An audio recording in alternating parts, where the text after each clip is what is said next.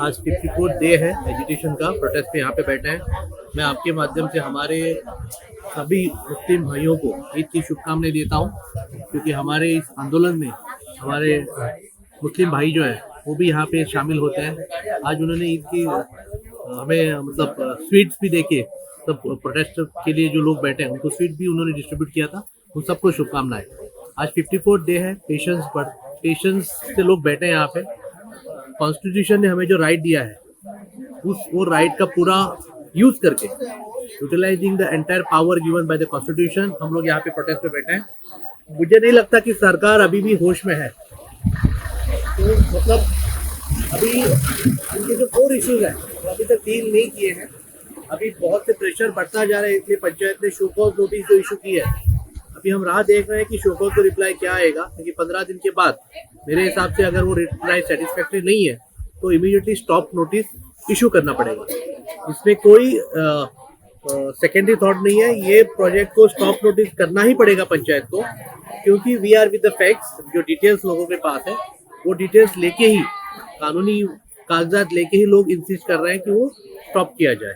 तो अभी देखते हैं कि क्या होता है। अभी हमें 50% तो we are almost through, as panchayat has agreed to issue the show cause notice. हमने कल ये भी देखा था कि इनफ इज इनफ, जो कि बहुत बड़े यहाँ पे सपोर्ट उन्होंने दर्शाया इस आंदोलन को, इनफ इज इनफ ने। उसकी मीटिंग होने वाली थी पणजी में, वो भी कैंसिल कर दी गई। तो जब डर का माहौल है तो सरकार को ऐसी कुछ ना कुछ चीजें करनी पड़ती है। इनफ इज इनफ मूवमेंट, जो हमारे फॉर्मर जस्टिस है इलाहाबाद हाई कोर्ट के चीफ जस्टिस रिवेलो साहब, उन्होंने एक मूवमेंट चालू किया है और हम लोग उनसे जुड़े हुए हैं। तो हमें तो इनिशियली परमिशन तो दी गई थी पणजी म्युनिसिपल कॉर्पोरेशन ने to hold a meeting on Azad Maidan, लेकिन ऐसा क्या हुआ कल मालूम नहीं, क्या स्टॉल डालने वाले हैं गोवा सरकार, कि कल शाम को हमारी जो परमिशन दी गई थी वो विड्रॉ किया है। तो उसकी मुझे भी कुछ डिटेल्स नहीं है on what basis the permission was withdrawn. तो लास्ट मोमेंट पे कहाँ जाएंगे ये भी सोच रहे थे। तो अभी यूनानिमसली कॉल लिया है जस्टिस साहब ने कि हम ऑनलाइन मीट जाएंगे, और in fact we should thank government of Goa, क्योंकि यहाँ पे आजाद मैदान पे तो 4 या 5 हजार लोग ज्वाइन हो सकते थे, लेकिन because of the online platform अभी दुनिया भर के जो गोवा के लोग हैं, जो गोवा के हित के बारे में बात करते हैं, जो कि ऑस्ट्रेलिया में है, यूके में है, लंदन में है, मतलब यूएई में है, मतलब एशियन कंट्रीज में है, बाकी जगह पे गोवा के बाहर, मतलब इंडिया में कहीं भी है गोवा के लोग, वो भी इस मूवमेंट में जुड़ सकते हैं और हमारे जो स्पीकर्स रहेंगे उनकी बात सुन सकते हैं गूगल मीट की तरफ, मतलब ऑनलाइन प्लेटफॉर्म की वजह से। तो जो होता है अच्छे के लिए होता है। सरकार ने डर की वजह से हमारा परमिशन जो कैंसिल किया है, आप हमें हमारे परमिशन तो कैंसिल कर सकते हो, लेकिन हमारी जो विल पावर है, जो गोवा को बचाने के लिए सब लोग एक दूसरे से जुड़ रहे हैं, वो विल पावर आप स्टॉप नहीं कर सकते। एक बात और भी यहाँ पे आंदोलनकर्ताओं से बातचीत करते हुए पता चले कि कुछ आंदोलकों को पर्सनल लेवल पे दिक्कतें खड़ी की जा रही है। क्या ये भी डर के ही वजह से की जा रही है, आपको लगता है? हाँ, विनाशकारी विपरीत बुद्धि, ऐसा एक सेइंग है मराठी में। तो ऐसा ही कुछ दिख रहा है। हमारे जो आंदोलन में सहभागी हो रहे हैं हमारे भाई लोग, जो उनके जो बिजनेस एस्टैब्लिशमेंट है उनको टारगेट किया जाता है, कहीं पे एफडीए की रेट पहुंच जाती है। मुझे लगता है गोवा के अंदर बीच साइड पे जो स्ट्रीट साइड वेंडर्स हैं, वहां पे कितने बार एफडीए ऑफिसर्स गए हैं मालूम नहीं पड़ रहा है मुझे, लेकिन वो कारापुर में आते हैं, रेट डालते हैं। मुझे लगता है FSSAI, food safety standard authority of India, ऐसा उसका नाम है। तो मुझे लगता है आज से उसका नाम food standard safety authority of Rane करना पड़ेगा, ऐसा मुझे लग रहा है। तो मेरी रिक्वेस्ट है गवर्नमेंट ऑफ गोवा और गवर्नमेंट ऑफ इंडिया से, तो FSSAI नाम चेंज करके वो FSSAR कर दो, ताकि उनको जो करना है करने दो। जितना वो हमें परेशान करेंगे हम एक दूसरे से उतना ही जुड़ेंगे, और तुम्हारी इन मतलब धमकियों से हम डरने वाले नहीं है। ये मैं आपके माध्यम से जो कोई सुन रहा है उसको बोलना चाहता हूँ। देखिए, जो शोकस नोटिस दी गई है, जो साइन की है, वो उसमें जो हमने उनको कहा था उससे थोड़ा सा अलग है। वो उसमें स्टॉप वर्क ऑर्डर के बारे में कहीं भी मेंशन नहीं किया हुआ है।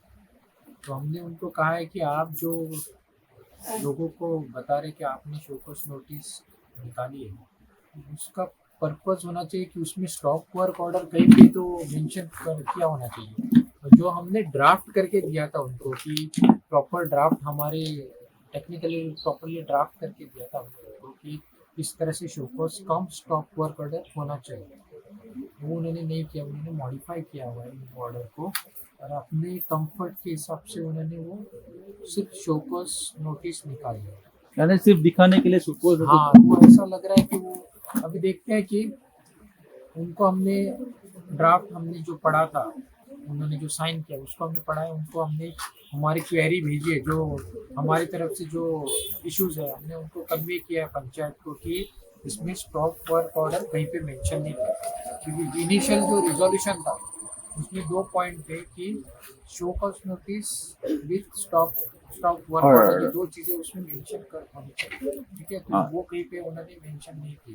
तो हम चाहते हैं कि वो अपना रेक्टिफिकेशन करे, उसमें जो कवरिंग लेटर उन्होंने मेंशन किया, मेन लेटर नोटिस निकाली है उसमें कहीं उन्होंने वो लाइन ऐड करनी चाहिए कि stop work order and show cause notice लिखना चाहिए। उसके बाद किसी भी मिनिस्टर जो है विश्वजीत राणे, उन्होंने भी स्टेटमेंट दिया कि everything is as per the law, लेकिन उस पर भी और एक डेप्यूटी कलेक्टर से आपको एक खत आया है कि सर्वे नंबर में जैसे कि कंप्लेंट डालती है उसमें उनका रिपोर्ट है कि हिल कटिंग हुई है। हाँ, तो इसके बारे में आप क्या कहें? देखिए, जो हमें पता है कि वहाँ पे हिल कटिंग है और वहाँ पे बहुत बार इंस्पेक्शन हो चुका है फॉर डिफरेंट पर्पस, लेकिन सबको पता है, जो जितने लोग गांव के गए हैं, मामलेदार, तलाटी, डिप्टी कलेक्टर, तो जो वो गवर्नमेंट मशीनरी वहाँ पे गए हैं उन सबको पता है कि वहाँ पे हिल कटिंग हुई है और भी वो अपनी तरफ से वो प्लेटो को डिस्ट्रॉय करते जा रहे हैं। कहीं पे उसको स्टॉप करना है गवर्नमेंट को कि इसको स्टॉप करना है, जो फर्दर डिस्ट्रक्शन होगा और भी डिस्ट्रक्शन होगा तो फिर बाद में लैंडस्लाइड्स ज़्यादा क्वांटिटी में, मतलब ज़्यादा इसमें हो जाएगा वहाँ पे।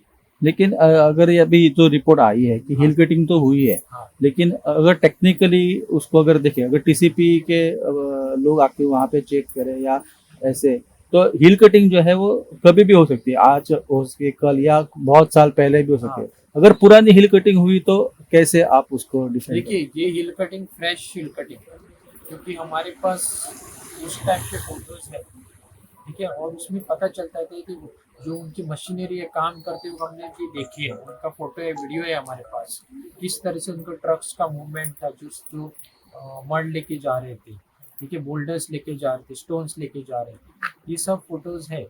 और फ्रेश और ओल्ड में बहुत फर्क है। यदि आप बोलते हैं उसको 2 साल पुरानी है तो 2 साल में 2 बार बारिश हुई है, तो बारिश के बाद क्या होता है, लैंडस्लाइड होती है, लैंडस्लाइड नहीं हुआ तब भी वहाँ पे ग्रास ग्रो हो जाती है, तो वो जो भी हिल कटिंग हुआ है वहाँ पे ग्रास होनी चाहिए थी, ठीक है। तो ये जो हमने फोटोज निकाली ये इस साल के फोटो है, यानी कि पता चलता है देख के कि ये नहीं हुआ है। कोई भी बच्चों छोटा 5th स्टैंडर्ड वाला बच्चा भी जाएगा बोलेगा ये अभी तो किया हुआ है उन्होंने।